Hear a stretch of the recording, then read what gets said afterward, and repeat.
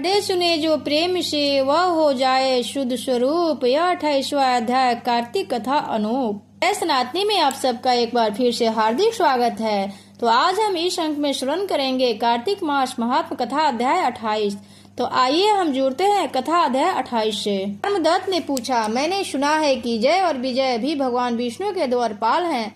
उन्होंने पूर्व जन्म में ऐसा कौन सा पुण्य किया था जिससे वे भगवान के समान रूप धारण करके वैकुंठ धाम के द्वारपाल हुए हैं। दोनों पार्षदों ने कहा, ब्राह्मण पुर्व काल में तृण बिंदु की कन्या देवहूति के गर्भ से महर्षि कर्दम की दृष्टि मात्र से 2 पुत्र उत्पन्न हुए। उनमें से बड़े का नाम जय और छोटे का नाम विजय हुआ। पीछे उसी देवहूति के गर्भ से योग धर्म के समान जानने वाले भगवान कपिल उत्पन्न हुए। जय और विजय सदा भगवान की भक्ति में तत्पर रहते थे। वे नित्य अष्टाक्षर मंत्र का जाप और वैष्णव व्रतों का पालन करते थे। एक समय राजा मरुद ने उन दोनों को अपने यज्ञ में बुलाया। वहां जय ब्रह्मा बनाए गए और विजय आचार्य। उन्होंने यज्ञ की संपूर्ण विधि पूर्ण की। यज्ञ के अंत में अभिवस्थान के पश्चात राजा मरुत और उन दोनों को बहुत धन दिया। धन लेकर दोनों भाई अपने आश्रम कर गए। वहां धन का विभाजन करते समय दोनों में परस्पर क्लेश उत्पन्न हो गए। जय ने कहा, इस धन को बराबर बांट लिया जाए। विजय का कहना था कि नहीं, जिसको भी मिला है वह उसी के पास रहे। तब जय ने क्रोध में आकर लोभी विजय को शाप दिया, तुम ग्रहण कर के देते नहीं हो, इसलिए ग्रह अर्थात मगरमच्छ हो जाओ। जय के श्राप को सुनकर विजय ने भी श्राप दिया, तुमने मद में भ्रांत होकर श्राप दिया है, इसलिए तुम आतंक अर्थात हाथी की योनि में जाओ। तत्पश्चात उन्होंने भगवान से श्राप निवृत्ति के लिए प्रार्थना की। श्री भगवान ने कहा, तुम मेरे भक्त हो, तुम्हारा वचन कभी असत्य नहीं होगा। तुम दोनों अपने ही दिए हुए इन शापों को भोगकर फिर से मेरे धाम को प्राप्त होगे। ऐसा कहकर भगवान विष्णु अंतर्ध्यान हो गए। तदंतर में वे दोनों गंड नदी के तट पर ग्रह और गज हो गए।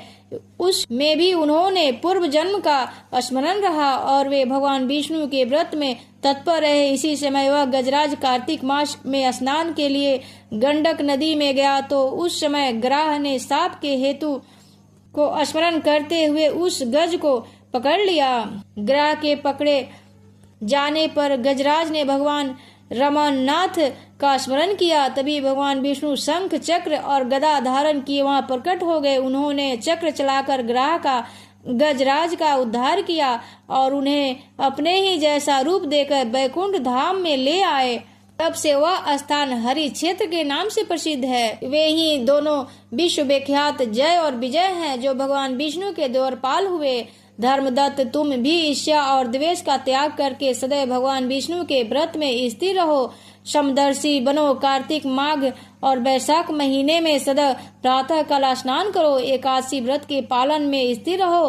तुलसी के बगीचे की रक्षा करते रहो। ऐसा करने से तुम भी शरीर का अंत होने पर भगवान विष्णु के परम पद को प्राप्त हो जाओगे। भगवान विष्णु को संतुष्ट करने वाले तुम्हारे इस व्रत से बढ़कर न यज्ञ है, न दान है, न तीर्थ ही है। विप्रवर, तुम धन्य हो जिसके व्रत के आधे भाग का फल पाकर वह स्त्री हमारे द्वारा वैकुंठ धाम में ले जाई जा रही है।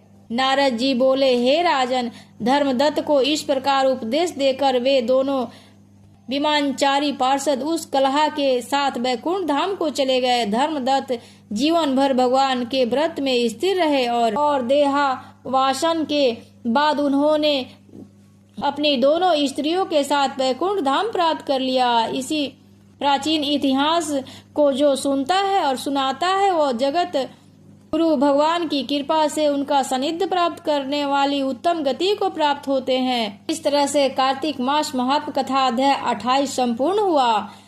अगर कथा पसंद आए तो चैनल को सब्सक्राइब और लाइक और शेयर करें तथा कमेंट करके अपना सुझाव भी अवश्य दें। जय श्री हरि विष्णु।